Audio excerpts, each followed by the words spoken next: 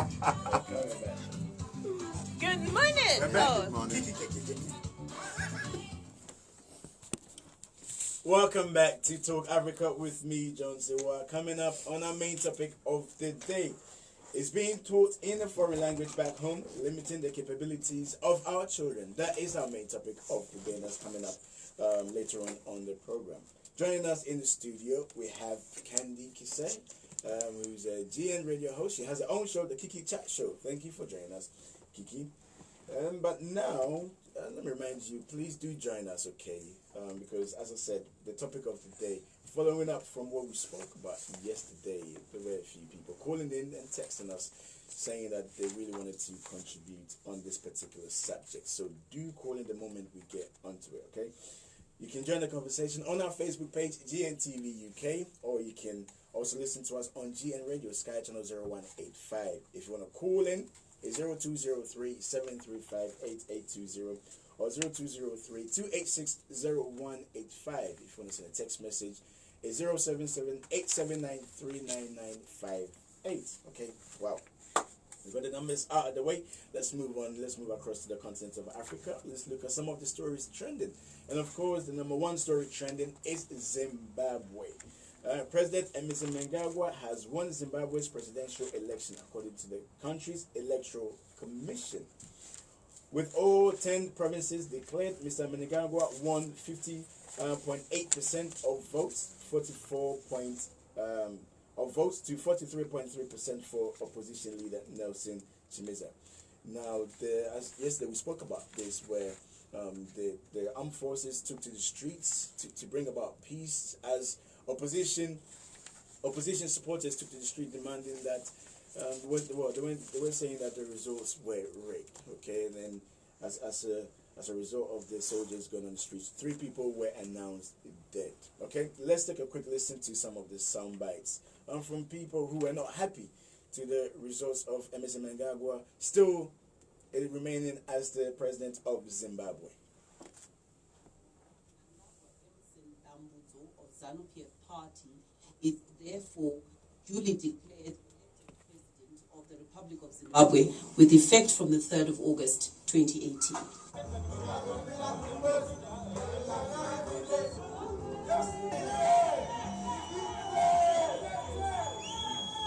We are happy and we are hoping for a lot.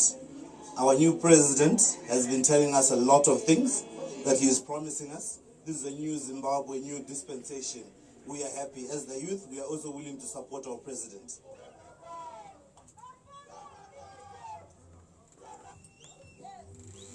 They are fake, they are not authentic, we're not part of it. Those are real figures from Jack. So as far as we're concerned, we reject them, we don't respect them, and we can pronounce today that the elections were fraudulent.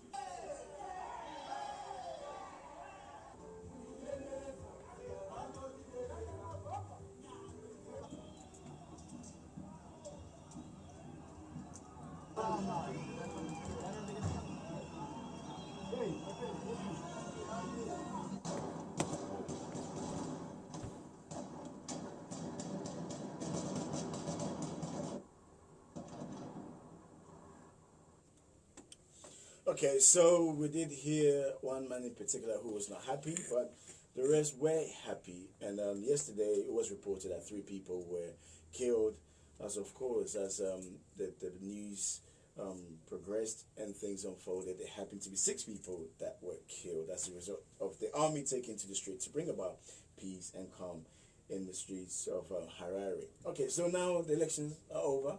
Isaac, the electoral commissioner, has come and declared the results. As I said, Emerson Mnangagwa, 50.8% of votes to 44.3% for opposition leader Nelson Chamisa. It was seen as a free and fair election. It was peaceful, okay, when the Zimbabweans went to vote on Monday. And then as results were coming in, things began to change. The opposition leader took to Twitter, on social media, people saying that, they are in the lead, as it were, in Ghana. One person came out and said, we're in a comfortable lead. But in the end, it didn't happen. It's shocking. people, the young people think that this is their time and they are in the opposition. Majority of the young people are in the opposition and they feel this is their time, and therefore they are a little bit. I'm looking for a word to. Impatient. Sorry. There's an impatient. No, they're not impatient. They're just disappointed, and they're very unhappy that they feel that the whole election was rigged and that the people knew before, because the hopeful ones were jubilating because there was going to be a change, and then the ones who knew that they were going to win were jubilating because they'd rigged it. This is the view of the opposition. As to what is true, when I was watching the news this morning, there were foreign observers who were supposed to be making a comment or something this morning, but it hasn't come out. I haven't heard what they said. Well, yesterday, the international observers who went there did say that to them, there was a form of intimidation, media biasness also happened. But if you listen to the international media, and then you listen to the international observers, and then the African Union observers, there's a contrast. To the African Union, everything went well, it was peaceful, it was credible election, but then you listen to the international observers, totally different. And then it goes to shows that in Africa, how elections are run, totally different to what the international observers are used to. Because the international observers will pick up most of the violence.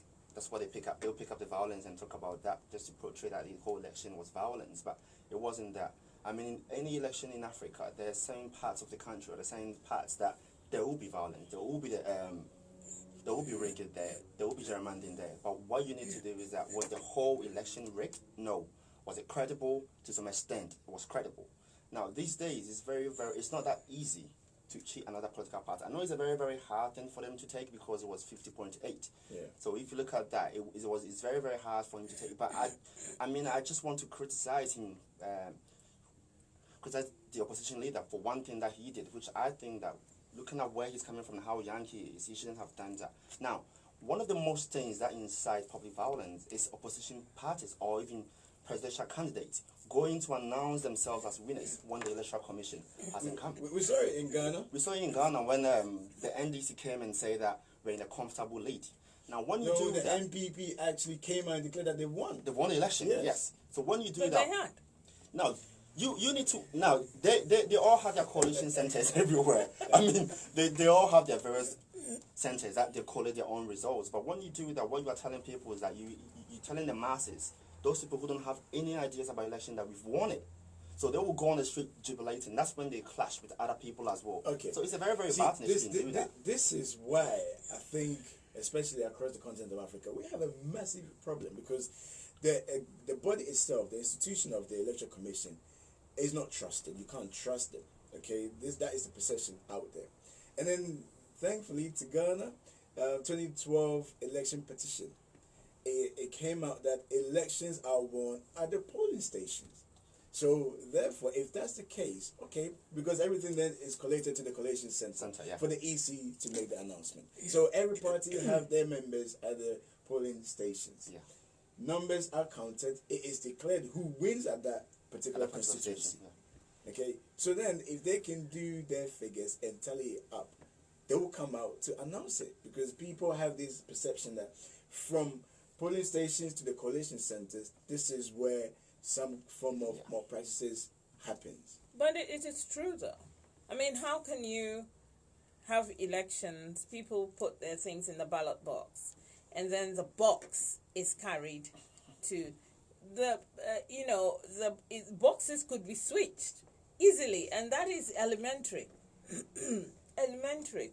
So I think it should be counted at base with people there to see that it's counting, and it depends on what areas there are in this country, and that is the confusion for me. But then, Kiki, my question to you is, our polling stations, they have representatives of the parties, and then you have the representative of the electoral commissioner there. Yeah. So how can figures change. No. When you have the right documentation. No, right paper. if you're counting there on the spot, Yeah. figures don't change. If you are taking the ballot box from one point to another point, especially, let us look at Ghana, for example, where we have the northern region where two ballot boxes are carried from one area to the other area. Because maybe there's no light, so they have to go and count it there. At The- that moment, you they'll know, switch yeah, it up. switches can happen, and I'm saying it's elementary because even I can think about it, and I can commandeer this switch. I will do it very well. All right, Kiki. Therefore, I think the counting should be done where and then just figures are added up, and Yeah, then that's what they do. communication. That's not what they do. That is what they do. That's what they do in most Yeah. places. But sometimes the issue of trust and faith and patriotism also counts as well. Because you might have someone who is there for a political party, but then they're not there for them.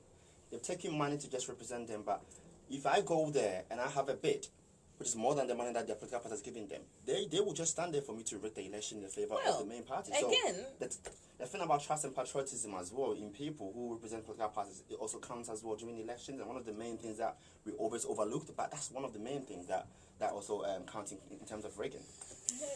Well, and also as you did mention that if parties or leaders go out to claim that they won an election, you're only inciting your followers if results don't go your way. We're taking another break. When we come back, we will continue. So right now, what I'm praying for is that it will not turn into a bloody fight, because he's going to start. No, it's not. It's only in Harare. It will stand to other places. They haven't had the bloody fight. 3 people have died. That already, exactly. And it will continue for a while, to be honest, because Zimbabweans are not like Ghanaians that we are so Australia. You know, Ghanaians is Australia. We're gonna for Australia. But Zimbabweans, they are not that.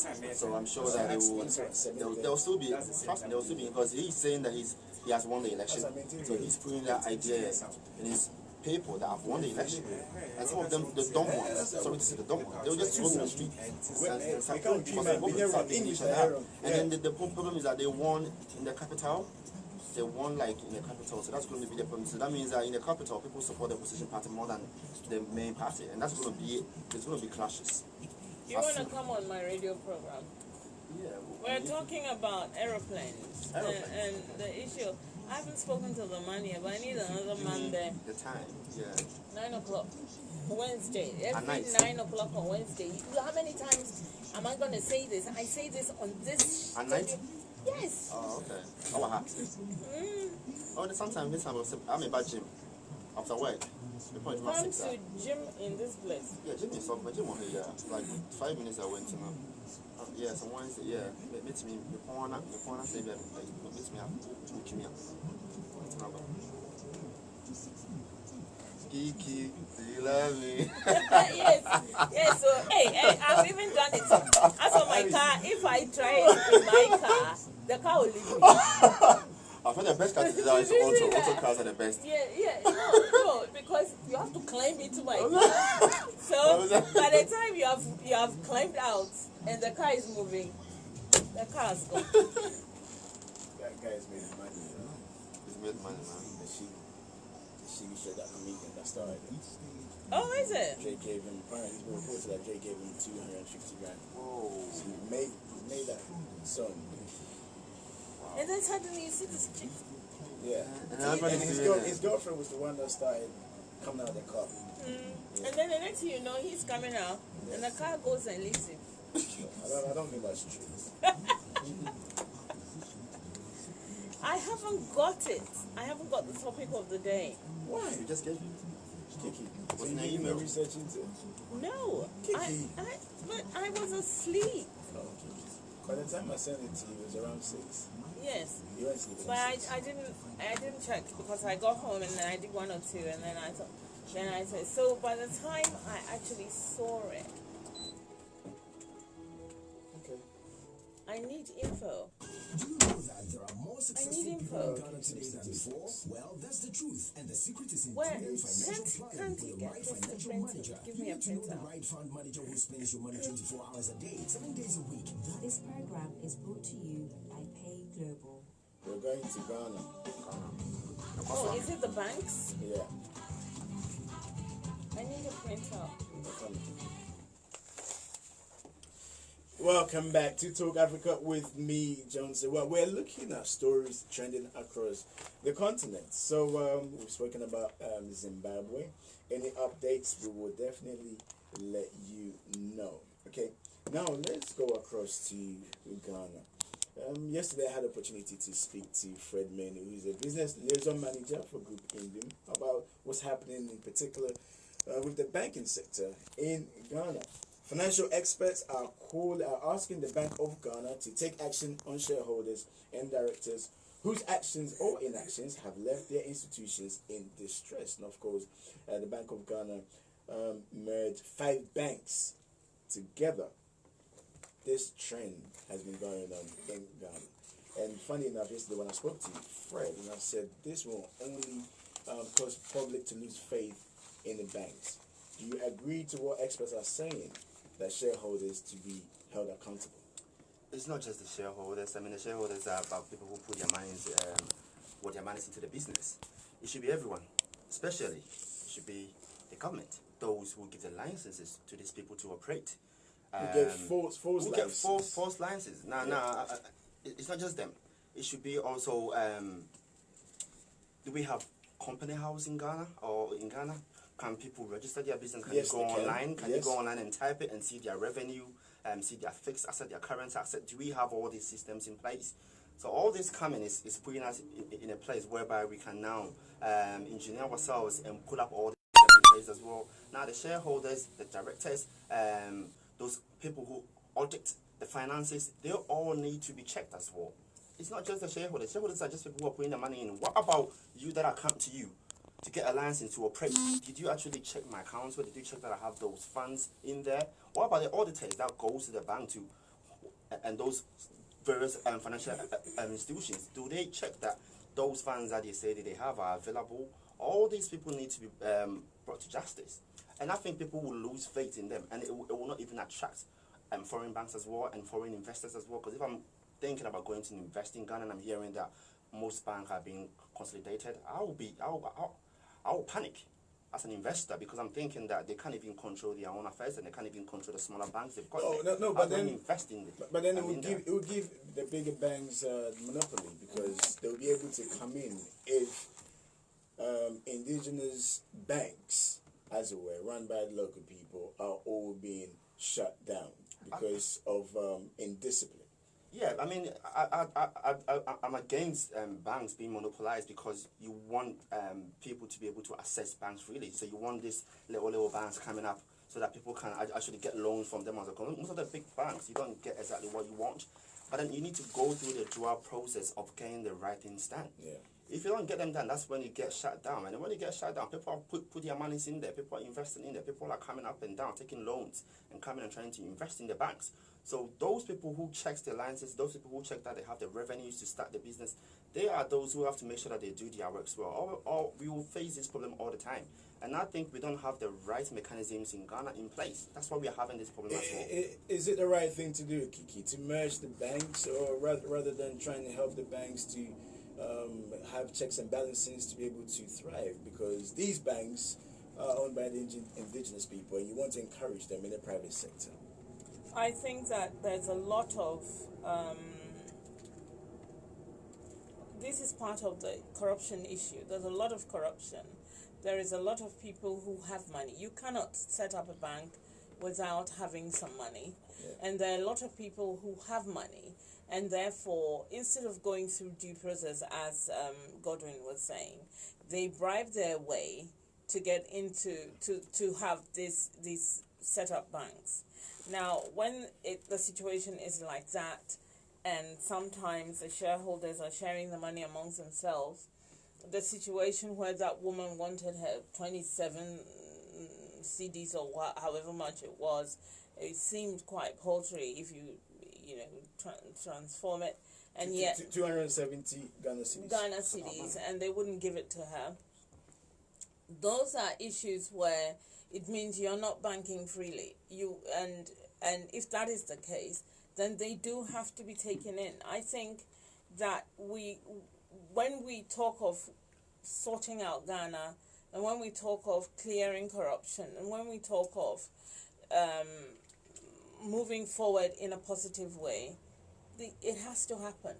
These things, however difficult it seems, it has to happen. And there are other banks in Ghana, and even the foreign banks. Nigeria has started, they've started putting banks in our country, huge buildings, banks, and you wonder what kind of business they're doing, how are they using the money, what are they using it for? If they discipline, are able to keep up or be able to afford what is required of then that's right, then there's that's nothing fine. wrong. Yeah, that's my point, that foreigners are coming in, and if they are being asked to do certain things and they do them well, and that's it. We ourselves, we should also learn. Now, when you talk of a country that is corrupt, or when you talk of corruption, it is these little things where people are passing money here, there, and you are not up to par, but you can afford to pay to do certain things. We must stop it. So if this is the way the Bank of Ghana wants to stop it, I'm all for it. It started with Capital Bank and UT Bank. I'm still murky on the UT issue, because I thought UT was doing really well. And I was very disappointed. However, if that is the case, if even UT can be taken in, then all the rest should be taken in. This is my view. I mean, we've had cases in the past. I think this happened in 2016. DKM, where a lot of people went and saved their money. In the end, they all folded and couldn't get their money. Yeah. I mean, it's a shame that it's happening in a country whereby we are trying to attract more investors into the country. I mean, Ghana is a very young developing country that we want people to come and invest their money, and it's happening. Now, Kiki touched on something about corruption, which I just want to touch about as well. I think our belief systems in Ghana actually increases corruption. We never want to do things through the right processes. We always want to go through the back door sometimes. We always want to put money in someone's pocket, and we always know what even happened in the GFA as well. So I think it's time that we need to make sure that business is business. We need to go through the right process. You're handling someone's money, someone's earned hard money. That they've worked so much hard to get those money. So you need to have the right procedures in check. And I think this is the right time that the government need to come up with those kind of mechanisms that when you go online, you can just put a company's details there. It will show you whether they've registered or not. It will show you their revenue, how much they have, the shareholders, the directors.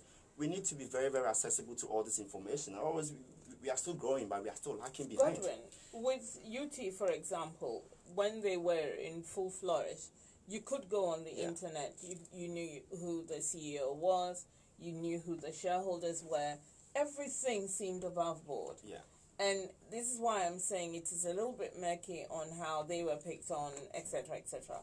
But if this is to be able to streamline banking, because it's taxpayers' money. Of course. It is individuals' money. Yeah. When you work very hard, and Ghanaian women especially, they work really hard. And when they work really hard and they put their money into a bank, they should be able to feel that it's safe, secured as well. and the shareholders are not using it to buy cars for themselves. Okay, we have here, this is from holidays. City FM. Five local banks collapsed, and according to them, this is from Beige Bank. Licenses obtained by false pretenses, breach of cash reserve requirements, declining loan portfolio. Also, Sovereign Bank, license obtained by false pretenses, unable to meet daily obligations. What is here? Negative capital adequacy ratio. And then we have here Construction Bank Ghana Limited. License obtained by false pretenses. Inaccessible paid up capital. The initial minimum capital provided by loans. Unibank. Capital deficit of 7.4 billion Ghana cedis. Over 89% of loans non-performing. Loans advances overstated by 1.3 billion Ghana cedis. And then the Royal Bank. Capital impairment, over 70% loans non-performing. Transaction totally up to 161.92 million cedis were entered with shareholders. So in a way, you can see that the Bank of Ghana are cracking down on banks who have gone about things in the wrong way. So some may applaud them, some may not. You know, it doesn't matter whether they do not applaud them or not. If laws are brought up and things are being streamlined, this would not happen in the first place. Yeah, it wouldn't. I'm rather disappointed in them coming up with all this, all this stats and yeah, negativity yeah. about false pretense, about all this. Who are the people who are responsible in the first place to make sure that those lines is given to them are correct, that those revenue, those money that they take are correct as well? They are the people that should be brought to books. I'm not happy with them. Still sticking with Ghana, the Ashanti Regional Police Command has summoned the leadership of the Ghana Union of Traders Association and Nigerian spare parts dealers in Swami following alleged attacks on illegal foreign retailers. So in this part of Ashanti region, you have traders there who are not happy at the fact that Nigerian traders who have been able to set up a shop and set up their own businesses. I don't blame... You just pause on to Okay. that.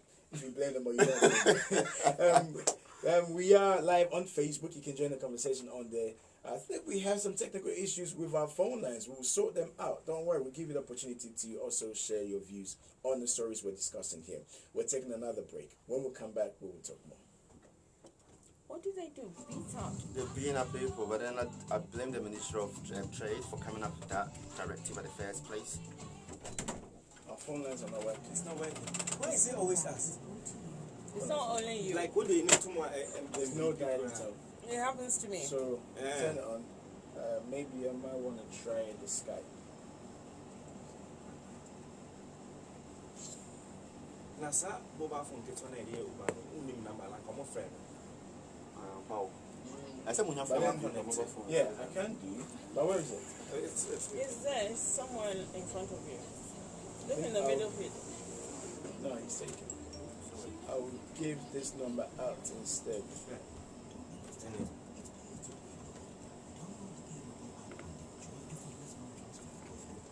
My auntie's husband is an auditor in Ghana, and he tells me that sometimes when they go to audit, you can see more patterns and everything, and you negotiate your way with them. So we would discover 20 million, and make just one maybe 10 million, 50 million. Make you don't want me to tell you to do so. They are all corruption in there. Internally, they all know about it. So we now because of false pretense, saying this. Where are the people you put in place of the first to check that before these people start operation? So you think they all should be sacked? I don't think sacking is a problem. I think the problem is more making things more accessible for people. In terms of like I said, the houses is our company house, GNTV, a big young BBR, but we don't have we don't even have a company house in Ghana. Most businesses come on register it. So like people come and also do the same thing. They just have to be attractive and be happy doing their work. It's just work. You love Can you put this number on screen then? And I think our belief system in Africa, our worrying man. Sometimes I feel so happy to be born in Africa, but sometimes I feel so bad as well that I've stayed longer because the belief system are high in so much. And we can't even some blacks or some Africans can't go up in life because we have all this negative and so strange mentality in our heads that we are never straightforward. Most blacks and most Africans or most Ghanaians and it's really bad because we've had that belief systems and it's bad. I agree. Yeah, and I'm a working exam there. No, I listened and I The agree. belief system are high. I say only straightforward. Or can I be a show before I can't show? But Ghana and this that. In Timpo and Casan Cran Cheney, but because it's all cocaine, No, we are not changing. there's something under NBC. You know what they're doing. There's a group of people. Yesterday we got a lot of information. You haven't asked Chris to print me the paper. Chris! They can't. You'll be fine. Which one? Topic of the day. I could have come back.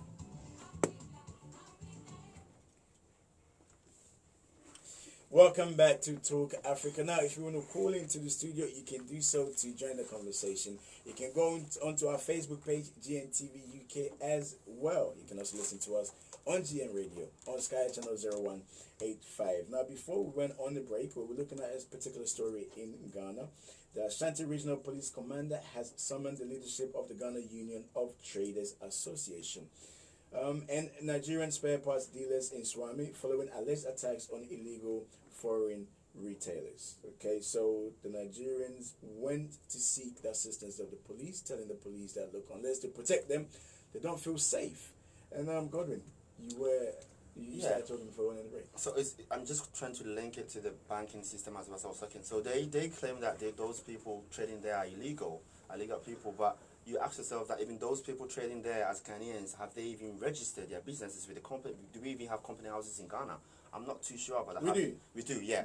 With the registrar department, have they registered those businesses? Now, if they have registered those businesses, then I don't think they are trading illegally. Now, I don't blame them as well because they are foreigners and they need to be protected as well. Now, the Ghana investment promotion, if you look at one of their functions, it says that they have to create an environment whereby they can attract foreign investors. So if foreigners are coming to trade in our country and we are beating them up because the Ministry of Foreign Affairs, the Ministry of Trade and Industry has issued a directive that we don't allow those foreign people to in our local businesses, then that's really, really wrong because their function is to create an environment whereby they can attract people. So that means there is no proper cohesion between those two agencies, and that's why there's been clash. And now they rescind their decision. So when they rescind the decision, how many people in those areas know that the Ministry of Trade is now saying that these people can trade here, and that's what is inciting those public unrest. They are aware because, as you said, the Ministry of Trade issued a directive on 11th of July. This year, in line with Section 27, Paragraph 1 of the Ghana Investment Promotion Center Act, which debars foreigners from participating in the local retail sector. And which is my point. You see, we have a problem, and the problem is simple. Ghanaians want to have autonomy and monopoly on some of the businesses. Now, if you were looking for spare parts in Kumasi or in its environment, you go to Swami, you will get whatever spare parts you want. Now, it is one of those places where everybody's ready to help you with this, that, and the other. If you go to Accra, you go to Bubuashi and its areas, you get your spare parts, and it's familiar and it's good. Now, who made that decision that foreigners can come in? And because sometimes foreigners come in, and I'm not against, foreign business, but foreigners come in and take over our local businesses. Ghana, we need to grow, and we haven't finished growing yet. And we are trying to set our lives up in such a way that you are comfortable with the businesses that we have. If you go into this country and you look at places, if you're talking about spare parts or whatever it is, the businesses are mostly local owned, long-time businesses that have grown into big companies, and that is how we need to.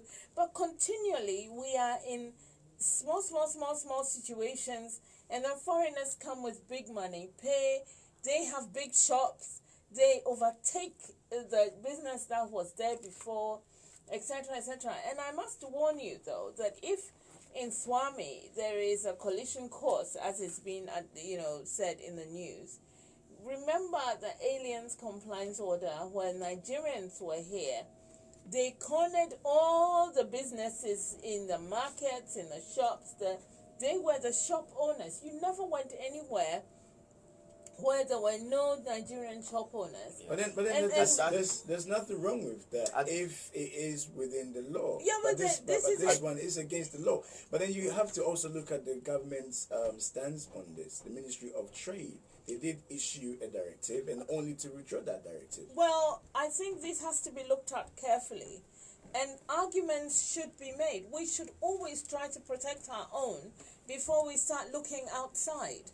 That is the thing. We should protect. the president goes out into some foreign country and says, we're going to try and, make our own, manufacture our own goods so that we don't have to depend on the outside world. Well, whilst our people are trying to work, you are bringing in Nigerians, etc., etc. Some of them have money, physical cash, so they can bribe and get themselves in the positions, and then our people are kicked out. But then it's not the foreigners' fault, though. It's not the foreigners' fault. I don't agree on the fact that we should monopolize or make autonomy in our small businesses. I mean, I love Ghana small businesses to grow, but the same way there should be a competition. Now, I just want to read something from the Ghana Investment Promotion Center about one of their functions here. Yeah. And if you look at one of their functions here, or even if you look at their main objective, it says to create an enhanced, transparent, responsive environment for investment. Yeah. The development of Ghanaian economy through investment and encourage, promote for investment in Ghana. Now, one of their functions here also is initiate and support measures that will enhance the investment climate in Ghana for both Ghanaian and non-Ghanaian enterprises. So who are the non-Ghanaian enterprises? They are the business people. They are the investors coming from Nigeria, coming from other places as well. If you want businesses to grow, that's what you have to create competition. Now, one of their main functions as well over here is to register, monitor, and keep records of all enterprises in Ghana. So that's where I want to highlight on. Now, when these big companies or when these investors come into Ghana, what I want to do or what I want them to do is that... I understand what you're saying, but the law is the law. And at the end of the day, it's the law that we have to abide by. So that means we don't write our policy wordings where. Because if the law is something that we do abide by, and the Ghana Investment Promotion Center also have this, and that their own directives, that they are promoting or creating an environment whereby foreign investors will come, then that means we need to update our policy wordings as well, because then it contrasts with what we have in the law, which is not good. It doesn't say where about. Well, in this particular case that we're talking about, the bit where the law, the act comes in is debarring foreigners from participating in the local retail sector, not necessarily the whole. Stopping investors from coming into the local retail sector. Exactly, that's what they're very specific. I understood it. You see, it's different to invest than to disturb the local business. Yeah. Investing is different from disturbing the local business. And that's where my point is, that I'm worried. I want my people to be able to work in their areas without disturbance. And it's fine for competition's sake.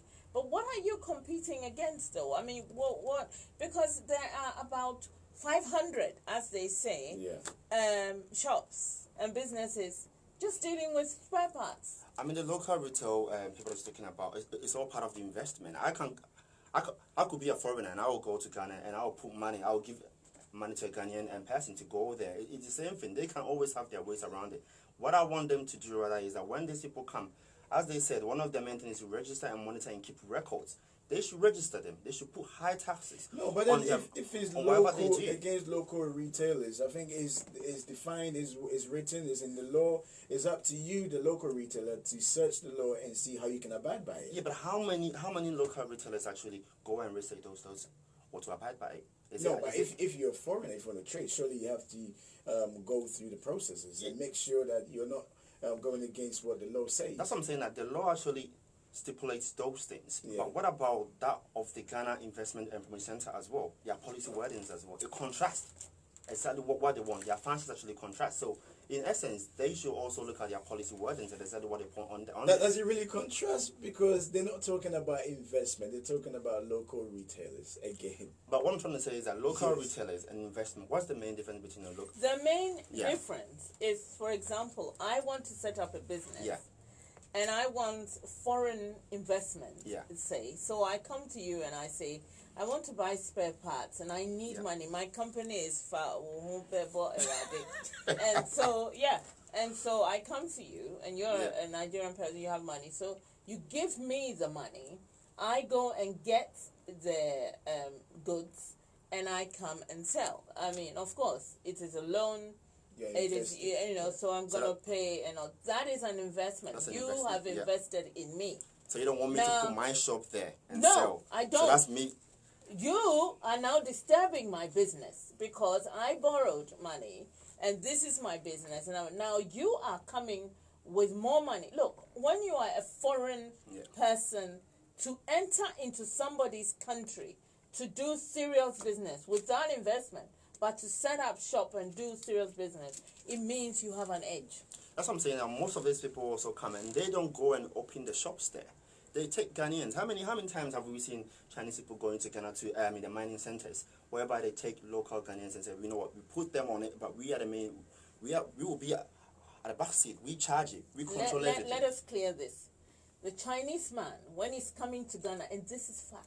Yeah. When he's coming to Ghana, he's coming with his workmen, his tools, his food, everything, and he's coming to make as much money with a 3 or 4, 500 pound in profit and go back. When he's using a black man, a Ghanaian, a local in that business, then it is for pittance. That person is paid very small. Well, I think the most important thing here is nobody was hurt, and the police will protect the Nigerians in that part of Ashanti region. I think that issue. Ghana. It We're should be taking looked at. another break, and when we come back, it is time for our main topic of the day. We'll be back right after this. The heat is gonna kill us. The heat will definitely. Let me try a picture of Mr. I don't feel Let's well. do after. Can you send me a robot? Nepal. Can you send me a robot? I'm sure people posted you. Yeah, we'll do it. So Yeah. won't I get any papers? Okay, you post your palm, Miko. Okay. Shit, Miko Juma. Papa, me, Jania, because it's here. Are you going now? No. When you finish. It's not being nice, just Can you full stop. switch that camera, your camera? You see the one with your view now? Can you switch it to your, switch it over? Click, Let me mask na shiny side. I'm That's so comfortable. My head didn't stop. No, the wireless mouse. Please, can you print something for me? Oh, you just hit my butt. Yes, you said I was your mother. My mom doesn't hit my butt also. Oh, then your mother didn't train you well. Come Ah. here. Oh, mom, it was it. I have a font for you, Jones. And your guys, if you want. Have a look. Yeah. You can do one and give it this. Please, can I please? Those black African people made a Yeah, movie of channel, James Baldwin. random, son. I know how The trailer I'll is get one. mad. If you want to have it fun, you can just... Somebody's You just remember written TikTok, the yeah? Chinese exploit Ghanaians and use them for cheap. You take your photo. I always take photos. But Charlie sounds like my question, but some chest in the bound line. No, Charlie, I've got my bowl.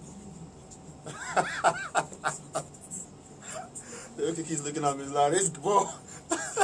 Too vain. I'm not inside. Let Why? me- To take you some more photo. I think I've got more here. Please, you ask the guy to print the thing for you. He said fun yourself. Please, you ask him. Grace, he doesn't even know where to Don't look take me more. to print anything for you. I should take another one. I like photos. Grace, patch your fan bag. I just take them random. If I pose it, it won't be nice. So I random and I'll just choose one. And I'll get a nice one. So I'm just in a park, you know.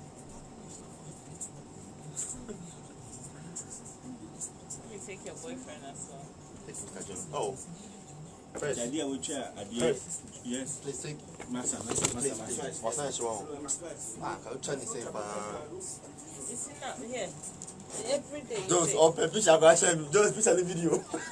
What Chinese says she be out of. the Chinese exploit Ghanaians and use them for cheap labor.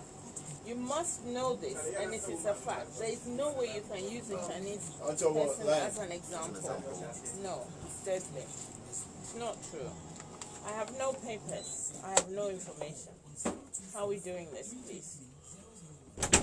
You don't have information, Kiki. I don't. Information about what, Kiki? Language. Oh, language. I'm sure I need that much information, but I think it's basic. Say, yeah, like, Jones, I think yes, and we mean that you did brought for trauma at your school. Yeah, but it was a thing. A link to. We remember another link in Kawan to know. There was no link attached to your Oh, really? Oh, okay. It's being taught a even foreign look at language it. back home, limiting the Back. capabilities of I our did children. not. Welcome back to Talk Africa with me, John Sewa. Now it's time for our main topic of the day. As I did mention yesterday, we touched on this. We had a request to talk about it again today. Many people wanted to get involved with the discussion, saying that this is a very serious issue that needs to be looked at and really addressed. Okay, if you want to call in, I've just been told that we have issues with our main phone lines. However, you can call this number 077-879-39958. The number should be on your screens right now. But for the sake of our listeners, it's 077-879-9. Hold on, 077-879-39958. That's the correct number. Remember, Auntie Martha will tell you to say the number slowly. I'm not saying it too So quickly. so one more time, Okay. slowly. 077-879-39958. That is the number. You can call in and you will get through, okay? The number is on your screen. You can also go onto our Facebook page, GNTV UK, and join the conversation. Or you can listen to us, okay, on GN Radio, on Sky Channel 0185. Our main topic of the day, again, is being taught in a foreign language back home, limiting the capabilities of our children. That is our main topic of the day. And on the phone, on video, we have Nana Ayebia Clark, MBE, the managing director. She's also a publisher. Ayebia Clark Publishing Limited is on the phone with us to talk to us about this particular issue. Nana, thank you for joining us once again. I remember when we met at the event. This is a story or a topic which is very, very close to your heart, and I'm very grateful that we have you on the phone to share your thoughts with us on this particular story. So again, I'll pose the same question to you, Nana. Is being taught in foreign language back home limiting the capabilities of our children? And I think that we need to do more as a society, as a country, as a community, to realize the importance of language and our languages and the preservation of our languages. It is not just about being able to communicate in our languages. It is the importance of the cultural artifacts embedded in our language. Now, I want to just take readers on a very, very quick short trip. Ngugi wa Thiong'o, who is a Kenyan novelist, academic writer, has spent his lifetime writing and arguing for the use of African languages in schools, colleges, and in instruction. And he wrote in his book, Decolonizing the Mind, The Politics of Language in African Literature, in 1986.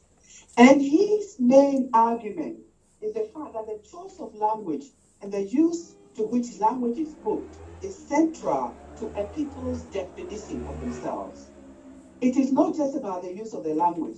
The definition of themselves in relation to their natural and social environment, indeed in relation to the entire universe. In other words, what he's saying is language is a cultural universe of a people. So if we ditch our languages and use other people's languages, we are not only in danger of eliminating and eventually letting our languages die, but we are missing out on the important aspects of cultural artifacts that are embedded in our languages. And I think I remember saying at that conference where we met, the Ghana Education Conference, that at Oxford University, when I was grappling with difficult theories, I had to translate them into my Ghanaian languages to be able to understand them and then translate them back into English. And when I say this to people, they look at me blank, but language is really important. It's not just for the instruction and communication. It's about our cultural heritage. This is how important language is. And I think the colonizers realized how important language is, and that's why they wanted to embed their language into our way of thinking. It's not just about using the English language, it's about thinking in a language. That is critical to the way you see yourself. If you can't think in your own language and you're thinking in somebody else's language, you want to be like that person, you want to ape that person, you want to copy that person. And these are some of the reasons why we still have issues about our cultural rootedness and where we are, I am not saying that we should teach English or French or Spanish or German to speak only African languages. We need those European languages as well. What I am saying is that we need to keep hold of our languages because they're important for our self-definition.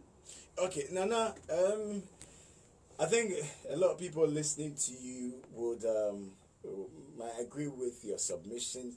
But then let's take Ghana, for instance, and even Kenya. The amount of tribes that is in most of the countries in Africa. How then do we go about picking the one specific language to use, seeing as we have the foreign languages as the national language? It's a problem, and this is one of the reasons why I believe we haven't been able to come up with one or two or three languages as African languages of instruction. We have how many languages in Ghana? In Nigeria, where I lived for 10 years, there are over how many languages in Nigeria? 500, 600 languages. In Ghana, we have a lot of languages. So what we need to do, our ministries of education, and I'm talking about education because I believe that is where the impact will be made, you know. And we need to come up with one or two, whether it's Chi or Ga or Ewe or Hausa or Dangoma, whatever language we choose, it will be taught alongside English in the classroom. So you'll be instructed in English, but also instructed in Ga or Chi or Ewe or all the, whatever which is, or Swahili in East Africa, as the case may be. Yeah. Or if you go to Southern Africa, you're talking about Ndebele or Shona or whatever languages we have. In Nigeria, is Hausa, Igbo, or Yoruba. All right. Okay, let's take the views of our guests in the studio. Kiki? It is I mean, it's fascinating, the whole idea of languages. But, and I agree mostly with everything the lady has said. Yes, I think that my concern is in our schools, we could continue to teach our local languages. As I went to a school in Ghana where we did languages. I did my language and another person's language, but the whole school spoke English. And that is how it is, because here I am now. But then, Kiki, with that, you need to be... So see, when we were having the conversation yesterday, there was a bit of misunderstanding. Okay. Not being taught your language, but your language being used to teach you.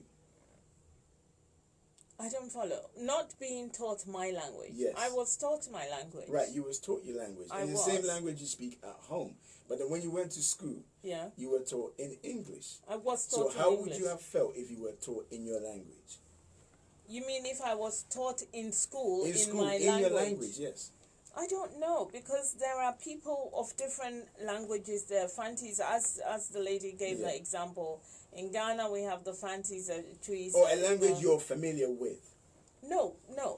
The business language, the language that we use outside. Now, one of the things that fascinates me, and before we go too far out, in this country, in the UK where we're talking, there are a lot of people who only speak English. Now, everywhere they go, they expect, and I'm talking of other countries that they go, the Englishman, the normal common Englishman, expects to the other people in the other countries, in Germany, in Spain, all over Europe, and in other countries, Portugal, etc. They expect the shopkeeper, the person in the hotel, everyone else to speak their English language. Yeah. It is unfortunate that it is the English particularly who traveled everywhere, plundered and pillaged, and forced their languages on us. So we speak it. But there is a benefit in that, because there's so many things you can do. But that is not to say... What is the benefit? The benefit is it's business, it's the language everyone else is speaking. Can English be taught as a lesson and you be able to speak English and express yourself as well? Yeah, it can. English English can be taught, but when we are talking, for example, when the lady went into the whole thing of maybe Tree being spoken or Ga being spoken as the the common language and spoken across Africa, I think it's a massive job. I think that we could all speak one language worldwide, understand each other worldwide, do business in that language, communicate in that language, and have our own. Most Chinese people, when you see them, Japanese, etc., they're on their iPads and they're tapping away in their Japanese. Yeah. They're doing the Mandarin or whatever it is that they do. And so we can do the same, and we should learn our languages. I speak my language. I am a hybrid, actually, because I am Ga, I'm Krobo, I'm this and that. But I speak them all. I can communicate them all. I can go to my villages, all the villages that I come from, and speak and turn the meter band straight away, which is good for me. I haven't lived anywhere in any of those areas, never lived there for more than a week or two as a visitor. However, I can communicate with the old ladies and the young. I know the proverbs. Yeah. We should do the same. All we right. should teach our people their own languages. If you watch... See, Kiki, there's a difference. Teaching the people their own languages and teaching them in the language, there's a difference. I know. But we've heard from the ladies. We'll take another break. When we come back, we will hear from the gentlemen. We'll be back shortly.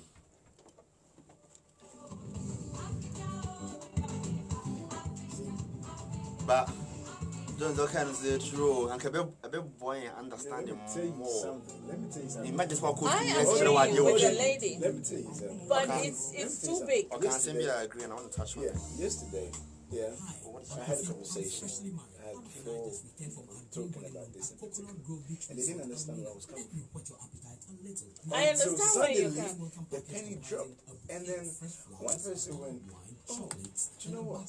When my mom sees my child, she goes, oh, you look pretty. Whereas when I see my child, I'm like, wow, you look beautiful, because she was raised there. You look beautiful, you look amazing. I love those shoes. I love, so expression. You're able to express yourself. If the mom was able to, if the mom wanted to express herself in their local dialect, it would come out. How are you? No, you see, but that is the problem with the parents, though. Yes. I feel What you that mean? when you have a child, you if you are, as you said, a guy, whatever what are you? I'm You would like to contribute. You say that and it fascinates me. You couldn't possibly be a Krobo man. My dad is from Krobo, from Somenya. And you That's can't my name speak is it. Obu. You see, this is so wrong. Because I never stayed with my dad. I never even felt into Krobo. That's one of the mistakes I I'm did. a Krobo woman. You can never say whatever you say to me. Kope. I used to, Please don't do it. I used to be my brother. Hey, Kope. I'm so sad I can't speak. Your language. I'm so sad I can't speak it. Obviously, even the English has got different. You go to the so East End, there's Yeah. different kind of English and this and that. But when I go back to Sierra Leone, it's more my native language I like to speak, which is the Mende. Yeah. Most people, it's the Creole they speak, which is the broken English. Broken English, yes. Now, again, that broken English is universal, because you go to Nigeria, they The have pidgin. that broken English. Yeah, they have the pidgin, They yeah. speak with each other. Yeah. So even everywhere, I was having this conversation with someone the other day, and they said to me, Something "Oh, like you that, know, which even is important. Sabi how to speak The benefit that Wow. it has brought to us is enormous. Betty, You can take that away.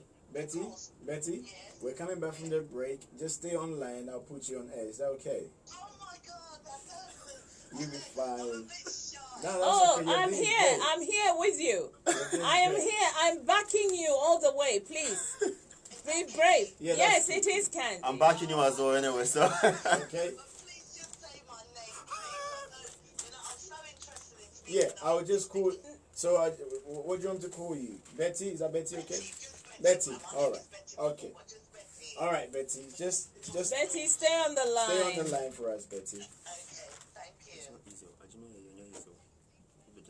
No problem. No problem. I remember the first day I was shaking. First day. I still have that clip, something I watch and I'm like, I've improved. But now, like, once you get used to it and you're confident, You're confident now. I'm very confident now. I'm Even today I was. Yeah, I woke up in a very joyful. I feel my soul is elevated. I'm elevating to the next level. So How's the situation? Welcome back to Talk Africa with me, Jones Ewa. Now, if you just joined us, we're looking at our main topic of the day, and the question we're asking is being taught in a foreign language back home limiting the capabilities of our children? We have a caller online. Her name is Betty. Thank you for calling in, Betty. What would you like to say, Betty? Well, I was very interested and very kind of aware of, what the topic of today. And I come from Sierra Leone. I've lived in England all my life for 50 years. And when I go back to Sierra Leone, to my country, I like to speak, I'm a Mende person, which is a native, I like to speak my native tongue. And I can just about speak it and I can understand everything. But from everywhere, even in the villages, the provinces and everywhere, people tend to speak the Creole, which is a universal language for most West African, including Ghana and Nigeria. Although it's a different dialects they speak, but we can all relate to this Creole language, which I find is very disturbing because it's, again, a white man that gave us this language. And it's not a proper vocabulary at all. But most people, even from, the provinces, they're so proud as soon as they get to Freetown that they're now able to speak the Creole, which, again, is a slavery language. I consider it a slavery language because the spelling, the abbreviation of it, everything is so funky. And I believe this language, even when you come to England, at the airport, you never see kushe. You see any hello, welcome in Indian language, Chinese language, every other language. But this language that they gave us, which is the Creole, you never even see it at the airport to welcome us. Which airport? But everybody is so proud to be able in Sierra Leone to the Creole. So, Betty, if I'm getting you right, you are in favor of African countries using their mother language to teach in schools? Very much. Very, very, very much. Because they've given us, even the West Indians, they speak patois, broken English, this and that. So it's a universal language they've given to black people. But it doesn't make sense. And the sentence doesn't even, it's for stupid people. It's a stupid language. But all over Africa, even in my village, some villagers, they're so proud to be able to speak the Creole. All right. Betty, thank you for calling in. Betty, it's your first time calling in. Hopefully we'll hear more from you. As I said before we went on the break, we've heard from the ladies, 3 ladies right now. It's time for you to hear from you, Godwin. It's a very big question about language. When you talk about language, you can discuss it in depth. But I want to touch on one thing that Nana said, and she said something about how we need to be able to think in our own language, and that's something that I want to touch about it. Sometimes you can link it to socialization. I think during socialization, the early stages is your family. So when you are born, and maybe you are born into the Akan sector or the Ewe center, you learn about Ewe from the start. You learn Chi, you learn Ga, you learn that. Now you need to be able to think in that language. Now, so when you go back to school, you are being taught a different language, something that you don't know. And sometimes your friends will be teasing you because, hey, you can't speak English. They'll be teasing you because you can't speak the language, because it's not what you've been taught at home. So your main early stages of socialization, you're able to think in the different language. That is something that you learn in school, is so different to you. That's why sometimes you go to school and some people will be performing so well, you'll be thinking, he's not better than me. No, it's because maybe he's been taught the language from the start at home. What language? Maybe English. Because you have some families in Ghana that are home, as soon as the child is born, they speak English. I said this yesterday. Yesterday that when I was young, the school I went to, I was taught in the local dialect. It was mainly, I think it was Akan and Ga. I was taught in, and I was familiar with that because around my surroundings, people spoke Ewe, Ga, but in particular Chi and Ga, and I was okay with it. when I was moved from that particular school and sent to another school where everything was taught in English, I struggled. And I hated going to school. Yeah, you will struggle. I would take my as example. I was born in Kwewu, whereby my grandmother and everyone around me was speaking Chi. They were speaking English to me. And then I was in a school whereby I was being taught in Chi. And then later on, I was taken to a preparatory school international school because my parents wanted me to learn English. Yeah. And I struggled the first time because everything was kind of new to me because I was learning a different thing. So in essence, I do agree to some extent that if we are being able to be taught our language from the start, it will help us in terms of our understanding. Yeah. But the question that you ask is, how many languages do we have in Ghana? And as I said, socialization starts from the family, from home. We have almost about 20 or 10 languages in Ghana. So if someone is born in Ewe and is being taught how to speak Ewe, if I'm born in Krobo and I'm being taught how to speak Krobo, I'm being taught how to speak Akrapim. Now, when we meet or when we merge, what language are we going to speak?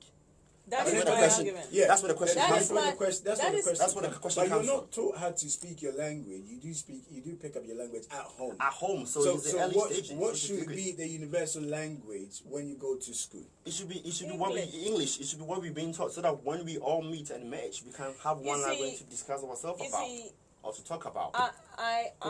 With what Nana said was it was so familiar to me because even though I started with my language though, in this country.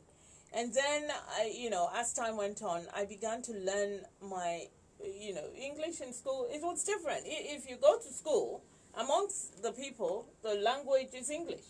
When you come home, your mother says, hey, go and get this in your language, and so it goes on and on like that. However, as I am growing, I am more thinking, as she said, I translate, especially when I need to be polite to somebody, or if I'm really angry about something and I need to think clearly, I go into my language, which is Krobo. I translate back into English before I speak. Now, to be able to communicate with the outside world, it's all very well, and one of the things which we don't realize is there are a lot of people, different people from different countries, from Asia, and when I say Asia, I'm talking about India, Pakistan, South Asia, which is, all of these people, they speak different, but they start teaching their children their Asian languages at home. Yeah. And then as the children come into schools, they learn the English language together, all of them together, and then they do very well. I do not agree that we are taught a different language. As you said, your struggle, you were speaking Ga and Twi or something, and then you enter into secondary school, suddenly everyone is speaking very good English and you're out of the loop. Yeah. And actually, learning English is not just that. As she said, and I agree with her, there's a cultural basis of language, and that is when you think of who am I am a Krobo chick, therefore I can give proverbs when I'm speaking, I can do all sorts of things. I can think in Krobo like a grown-up Krobo woman of my age. Now, at the same time, when I'm writing English or writing a letter to someone or want to give an example, I can think of even Shakespeare's quotation or somebody. And this is language, though.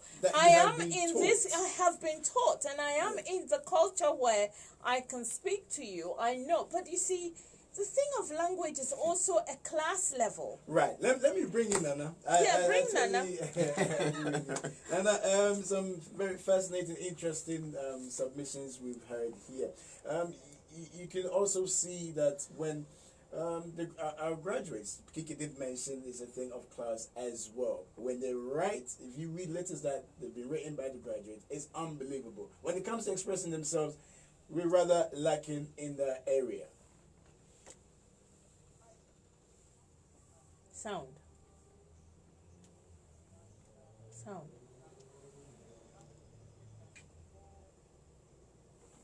Oh.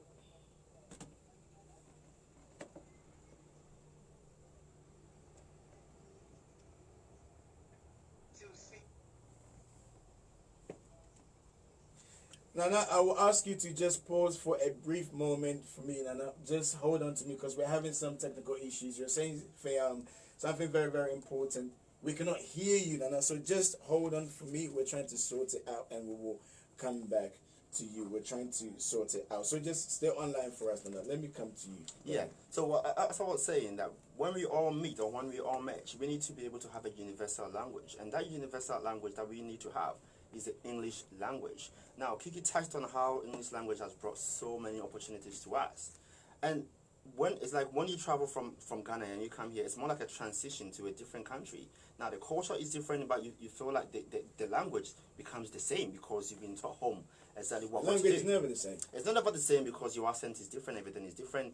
The way you express yourself sometimes is a bit limited because it's not your language. That's right. That's why I said one thing that Nana said that I really agree with her and I really love it is the fact that she talked that we should be able to think in our language. So it's something that we need to be able to express. When you're talking to someone, even though you're coming out with the English, which you have learned, it's not your language, you have learned, you still need to be able to let it flow as what you're thinking about in G. As Kiki said, she's a Kobo chick and then she talks whenever she is talking, even though it's English, but the mindset is and it believes in there is a Kobo language and the culture. And I think if we're able to inherit that, that's good. But the fact that we should be able to teach our local languages in school, just that, I don't agree with that. I think English all right, should be the again, universal it's not about teaching our local languages in school. It would be good to hear your take on it. You think there needs to be one common language across the continent? What should it be? It would be good to hear your take on it. We're taking another break. When we come back, we'll talk more. And the fact that when we come and give a chance, the fact that we are both like across our borders, we didn't have. From my end, everything was fine. No, her son was not coming. Yeah, but I'm saying from my end, everything was fine. So later, Nana, Oba in, then her thing came on. Oh. So I was telling you she's back on. Nana. So yeah, just go back. We couldn't hear you, but we sorted it out. Or do you have to go?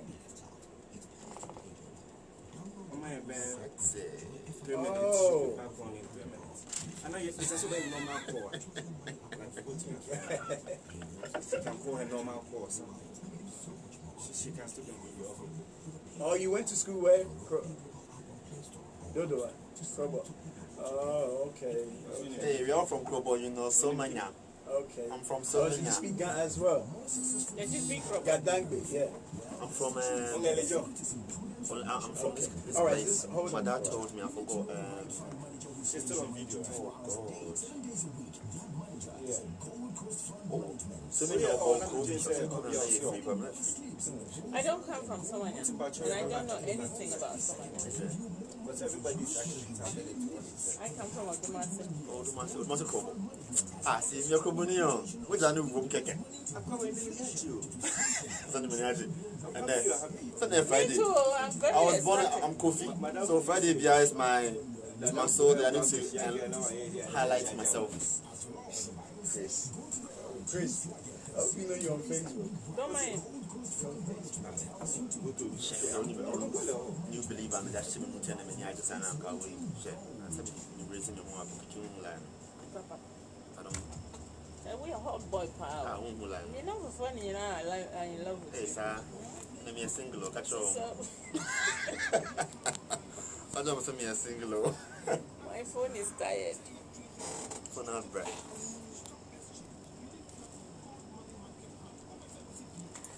The issue of languages is going to cause wars. Yeah, I don't think we can have one language in Ghana because Ga people will say, okay, and in Greater Accra we should speak only Ga. Eastern region people will say, okay, then we should speak Chi only in Eastern region. No, if in Eastern region we have like how many languages? A lot of languages. There's Krobo there, there's Chi there is what again? A Kraken language. I think what you're doing is the best way. They have a lesson for Chi, they have a lesson for Ga, they have a lesson for Ewe. That's the best. But universal, we speak English. So when we travel, you don't agree. Don't agree. What is your point? How can you communicate? See, that's what I'm saying. Just you are wicked, you know. The reason why can you you're see this missing. car is sending me here? The reason why you're listening It's not that you shouldn't be taught English. English can be taught As a lesson. subject. No. How? Because you learn to speak it. When we've been taught, you learn grammar. Chance, I think the You learn problem your is, nouns and your pronouns. the problem is you guys The are saying adjectives. is to use it to teach, is to educate. The difference between teach and educate is the two different things here. It's teaching and educating. Don't mind. That's This program is brought to you by it's like French. When I taught French, I must have lesson. Because we're gonna read from you now. Yeah. No, but people that got taught French actually can actually speak. I used to speak German.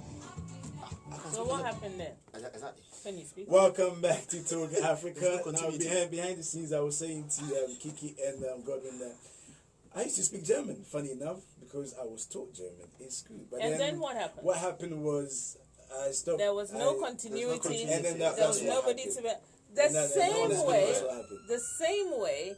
When languages are taught as a subject, Yeah. you go in there, you learn it, you do well in the maths In the and lessons, everything. yeah. You know what the conjugative word and etc. And after that's it. You come out of that subject, you are into daily life, and you totally forget it. All right. Because there's nobody to discuss the German All right, language with. well, majority of people here were not Germans. I'm sure If you were in Germany. If I was in Germany, yes, it would have But of carried on. course, but Yes. of course. All right, let me bring Nana into here. Nana, according to World Bank, if children across the sub-Saharan Africa are taught in their native languages, they'll be more inclined to stay in school and also go on to further their education. That sums up all that we've been saying. The World Bank and other important institutions are coming out with this important information. From a word, a group of words, a sentence, or even a name in any African language, one can glean the social norms, the attitudes, and values of a people. In fact, in Ghana, when you mention your name, Akwete or Owusu or Hassan, you know exactly where that person is coming from. It is about situating ourselves within ourselves. But that doesn't exclude us gleaning other important aspects of world knowledge from other languages. And I'm talking about writing specifically because that's what I do. The African writers don't all agree that we should communicate only in African languages. Most people feel, and I support this position, that whether we like it or not, we're by nature bilingual, even sometimes trilingual. We speak African languages and we speak English. And so we have that capability to switch from one language into the other. It's almost like code switching. My husband tells me that when I'm on the phone with my Ghanaian friends, I speak what he calls African English or Ghanaian English. I don't realize I'm doing it, but obviously he's noticed it. But listen, I feel that Chinua Achebe said he feels English can carry the weight of my African experience. But what he said too after that, he said, but it has to be a new English, still in full communication with this ancestral home and altered to suit new African surroundings. In other words, what Chinua was saying was, I will use English, but I will use it in a different way. Mm-hmm. So I will mix my proverbs and my African sayings and my folklore and use it in an African context while at the same time speaking my English. So there are two different schools of thought. Ngugi believes that we should use our languages alongside the European languages. Chinua Achebe believes that English should be able to carry his African experience. So in other words, he would use language, the English language, in an African way. In other words, he will domesticate English for his own use. I think we should all think along those lines about, we can't do without a European language. It would be futile to think that we can only communicate in our African languages. So we need to do the 2 or 3, so we can be bilingual or trilingual. And those of us who are lucky enough, I was taught in my mother tongue, And I remember being teased at school for being a village girl. But when I went home in tears to tell my father that I didn't want to learn vernacular anymore, he sent me back. He packed me back to school and said, you will learn an African language because I say so. Because when you're older, you can buy a tape and learn French, German, Spanish, whatever. But once you lose the ability to learn your own mother tongue at this level, you've lost it forever. And it's also about preserving our languages and handing it on to the next generation. Because languages that are not used often die. They die. Okay. And that will be a great disservice to our next generation. Okay. All right. Let me take a few messages. There's a few messages on our Facebook page and a few text messages as well. This is from Gadi. Gadi is saying, education is one of ensuring greater equity as well as enabling citizens to act and transform their livelihood. Teaching a child in a second language is ideological, Jones. It denotes the principal language he or she or he or her mother tongue, and that is colonialism. Why can't economics and physics be explained in Ga, Ewe, Igbo, Mande, like Finnish or French or Germans do? Okay, interesting there from Gandhi. Let's go on to our Facebook page. A few messages popping up on our Facebook pages. This is from Sir Ngozi Abraham. Sir is saying the sister is speaking the truth. We need to have one common language in West Africa that we all can use to communicate with each other and for training purposes too. Let's go to Stephen. Stephen is saying the child easily grasps lessons in numeracy, arithmetic, and basic life skills when taught in his or her own language. Sir again said we don't need to speak English. English don't respect us. French don't respect us too. This is from Yagozi. Yagozi is saying human societies across the African continent have developed rich sets of experiences relating to their historical attendances and environment in which they live. Education is absolutely essential to the development of capabilities for both individual and national development. But clinching onto English as cover-up, not to educate our kids in our own culture and language, is only a deception. Okay. There's a few messages from the same people. Sai goes in and says, look at Chinese, Japanese, Korean. They are very successful. Africans learning in European languages are at the bottom in society worldwide. Keep your thoughts and comments coming in. Godwin. I mean, we do make references to these big countries, like the Chinese, the Koreans, the Germans, the French. They have one of the biggest economies worldwide. They don't need to come to another country to or to get money, or to get funds, or to get aid. Well, they're the ones that colonized. They're the one that colonized. So when people say that in West Africa we need to have one language, what language are we going to have? Is it going to be French, or is it going to be English? Yeah, maybe Swahili. Or Swahili. Exactly. We can't do that.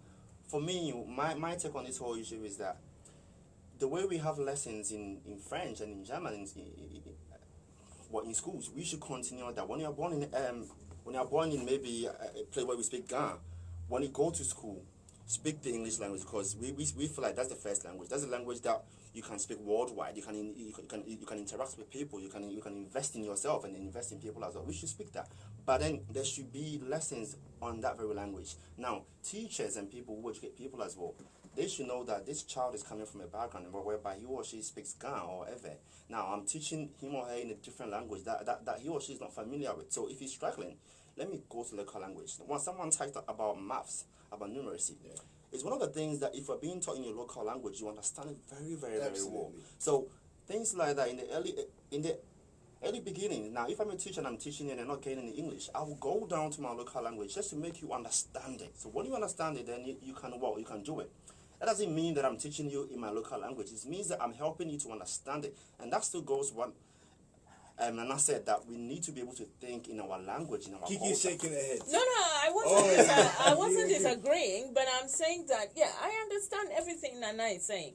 And I'm actually a product of that because, even though I did speak English from the beginning and all of that, I went deep into my language. I knew, You can always but go I studied everything. I was interested to know where I came from. Because you were born in Yorkshire, right? Yes, but I wanted to know where I came from. I wanted to know who I was. And I want my children to feel the pride of being a Ghanaian and from a particular tribe, etc., etc., etc. So all of these things are important. Now, we need to feel who we are. We need to embrace our culture and all of that. But we also need to know, though, that there is a language out there. That is what we do business with. That is what we communicate with. That is what is universal. But that language can be taught.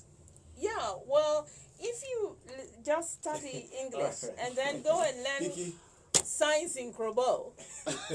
All right, let me give the last few seconds to Nana, your final word on this. I guess there needs to be some form of consensus as to what particular language that can be spoken, become universal across the continent of Africa. Nana. Together and agree. And sometimes agree to disagree too. But we need to come together and come up with a common language that will unite Africa. And this goes back all the way to Kwame Nkrumah's Africa Must Unite. You can't unite when you don't understand what each other is saying. We must come together and choose one common language that we can all communicate in. Maybe the West Africa can have one, East Africa can have one, South Africa can have one, and North Africa. I would actually prefer if we all have one language across the continent. Nana, thank you very much for talking to us this morning. That was Nana Ayebia from, she's the managing director of Ayebia Clark Publishing Limited. Also, Godwin, thank you for joining us, and KIKI as well, and to our listeners and viewers. And maybe think about this. If we really gain independence, why are we still using the colonial master's language? We're done for another day. Yes, We're done for another week. actually We'll be had back an here issue about- next week, Monday. Until then, enjoy your day and enjoy your weekend. It's goodbye from us. I had an issue about colonization. Yeah, I've written it down on my paper, and I wanted to mention it. You see, I do understand what she's saying, but it's a big job. And then when she goes into this United Africa, I don't agree with that. Nana, Oh, Jesus. thank you very much for joining us, Nana. Tell her I love her. I want to be her friend. Yeah, KIKI wants to talk to you. Hello. Me too. I want to meet you. I actually saw you. I was at the conference as well, but I was sitting at the back and you left. Yes, but you left early though, so we didn't get to talk. Yeah, we must. I must say, I will give him my number. I will ask him to give you my number. Because I am one of those people who, yes, I am into the culture and everything about Ghana. And I do love the fact that I am an African and all of that. However, this is a big job. And we have so many issues. I wonder how we're going to do this. 2 and 2. The guy, how can I say? Oh, Master, where's my ball? Can you hold on 1 second? Hold on. Hey, I'm speaking to her. Yeah.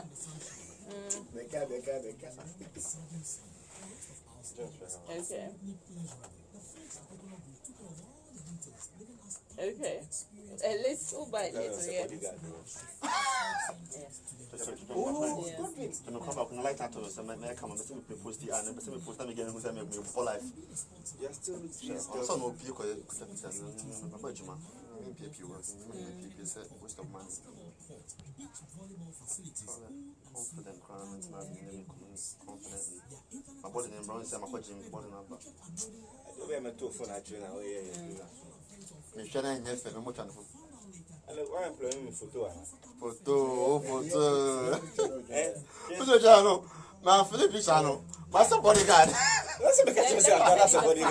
This is a funny anecdote.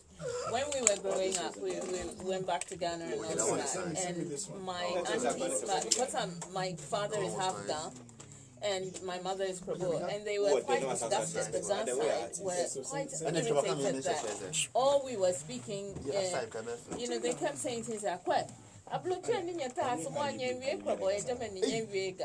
So do you know what happened? So they brought a woman in so that she would be chatting with us to learn the guy, and they were insistent. So every time we would go over, the aunties would say, hey, no, and all this. This is how I learned my gun. So, yeah, so I agree with that. And my children, they speak mostly Krobo anyway. But the older one can speak the Gar as well. And we all, and we all kind of speak, So I'm with you on that. I understand what you're saying. I just think it's going to be a very big job. And you see,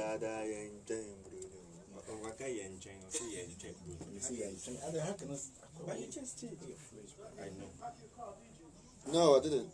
I'm not trying. Yeah.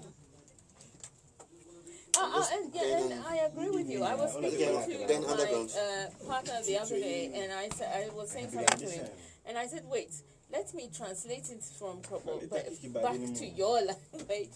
And he was quiet. He thought I was so funny. Yeah.